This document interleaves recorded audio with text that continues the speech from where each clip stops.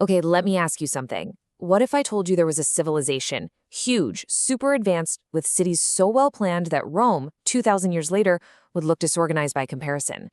Now, what if I told you that this entire civilization was just lost, completely erased from history for 4,000 years? Well, that's not science fiction. That's the real story of the Indus Valley. I mean, really, think about that. How do you lose a civilization that was bigger than ancient Egypt?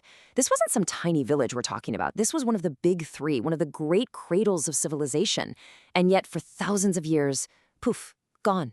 It was like it never even happened. To really get a sense of how big a shock its discovery was, you gotta look at what history looked like before we knew about them. So, for the longest time, the story was pretty straightforward.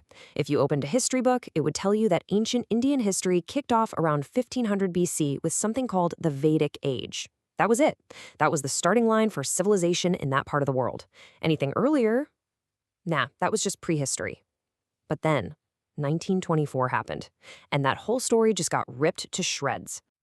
This headline right here just blew the doors off the academic world. The guy in charge of archaeology in India, Sir John Marshall, basically announced to the world that his team had found not one, but two massive ancient cities, Harappa and Mohenjo-daro. I mean, this was the equivalent of finding Atlantis. It was a complete game changer. And the effect was just instant and huge. All of a sudden, the timeline of Indian history didn't just get a little tweak. It got a whole new first chapter. The starting point was yanked back 2,000 years. Just like that, we found out about this incredible, unknown Bronze Age superpower that had been hiding in plain sight. So yeah, let's dive into this. This really was a shocking rewrite of history. It wasn't just finding a few old artifacts. It was like discovering the first chapter of a book that everyone thought started on chapter 10. And to really get a grip on what they found, you have to understand the sheer scale of this place. We're talking about an entire empire that was lost to time. So just how big was it? Well, just look at this map. The civilization grew up along the Indus River and all its offshoots. Its core territory covered huge chunks of modern-day Pakistan and northwestern India. And the scale is just mind-blowing. We've found hundreds of sites, all connected and all sharing this incredibly similar culture. It was a unified world. At its height, we're talking about an area of around 1.3 million square kilometers. Now, that's just a number, right? So let's put it in perspective. This civilization was the biggest of the ancient urban world. It was larger than ancient Egypt and Mesopotamia combined. That's absolutely massive.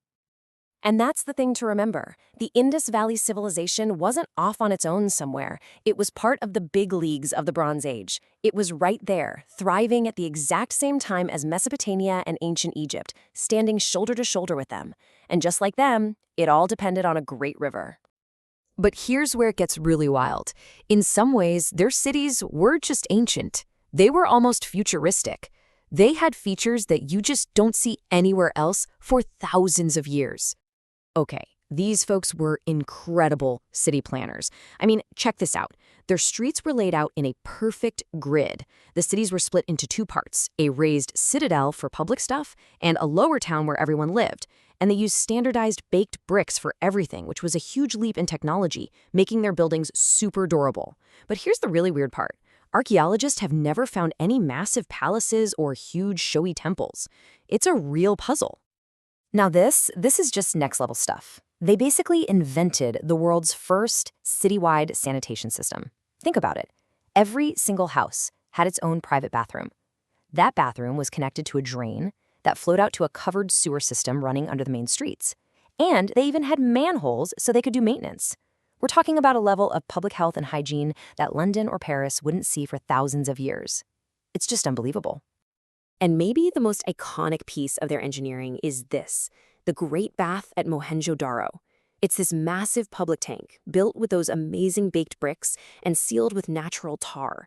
And it's so well made that it's still watertight today, thousands of years later.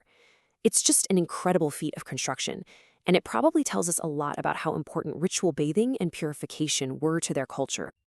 So, okay, their cities were amazing, but what about the people? What was life actually like for them? Let's try and get a picture of their day-to-day world. All right, so farming was the foundation for everything. They grew the usual stuff: wheat, barley, peas, dates. But their real claim to fame? Cotton. They were the very first people on Earth to figure out how to grow it and weave it into cloth. This was a huge deal. In fact, centuries later, the ancient Greeks were so impressed, they called the fabric sindon, which came from Sind, a region in the Indus Valley. And they definitely weren't just stuck at home. These people were international traders. They shipped out their cotton, grains, and beautiful beads, and in return, they brought in things like gold, silver, and precious stones. And here's the cool part.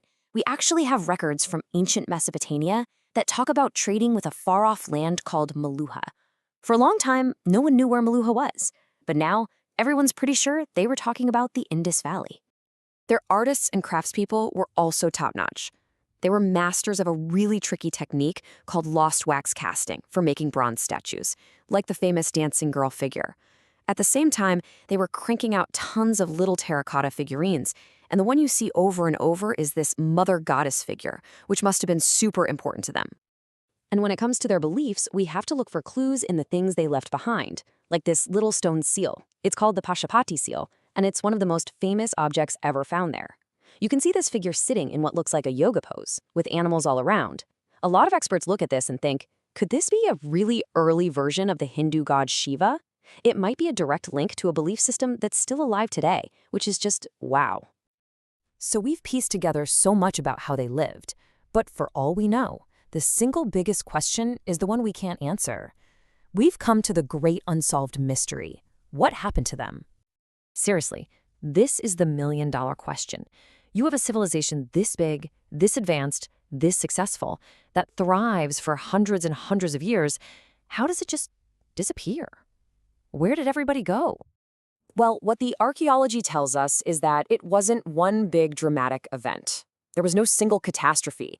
Instead, it was a long, slow fade.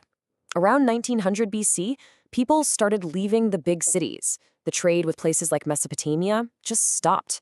And over the next few hundred years, the whole culture just fizzled out. It left behind these incredible ghost cities and a mystery that still haunts us.